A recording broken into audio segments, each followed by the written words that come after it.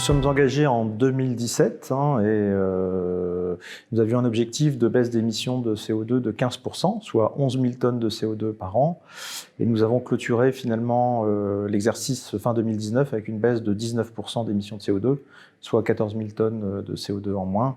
Si je devais résumer en fait sur une action phare, en fait, c'est plutôt un enchaînement en fait, d'actions qui ont contribué à cette baisse d'émissions de CO2. On est parti en fait, de la consolidation des flux fournisseurs vers nos entrepôts régionaux, qui nous a permis finalement, avec 400 000 palettes intégrées dans notre réseau, de dimensionner un réseau logistique régional au plus proche des magasins. Et on a ouvert sur ces 3 dernières années 5 entrepôts régionaux.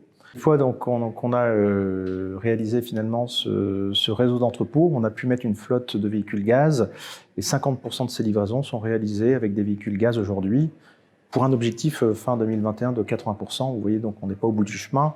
On va encore continuer à avancer avec du biogaz derrière qui viendra.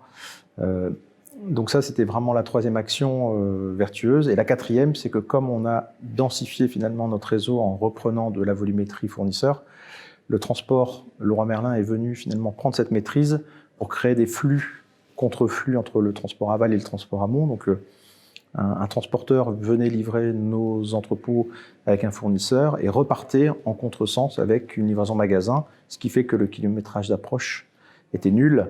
Et donc là aussi, on a fait un gap en fait assez intéressant. Il ne faut pas oublier le rail route aussi, qui est important, avec 80 000 tonnes de marchandises transportées en rail route l'année dernière.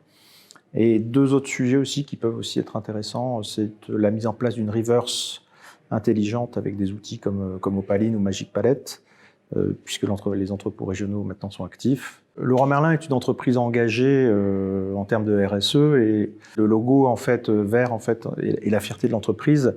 Et donc on est nativement finalement engagé dans une démarche. À chaque fois qu'on fait quelque chose, on essaye de le faire en ayant cet impact RSE en tête. Et donc c'est une fierté pour les équipes parce qu'on voit qu'on fait des choses et que ça se transforme et qu'on a les résultats attendus. Mais c'est aussi, je pense, tout notre écosystème qu'on emporte avec nous, soit les transporteurs, soit les fournisseurs, ou même nos partenaires solutions informatiques. Quand on donne en fait un petit peu, je dirais, la dynamique sur toutes ces actions, le plus, c'est qu'eux se sentent aussi investis à devoir contribuer à ces actions et portent aussi le sujet petit à petit. Donc c'est vraiment un plus aussi et une fierté que on ne soit pas seul dans l'action, mais on soit vraiment dans un travail collaboratif.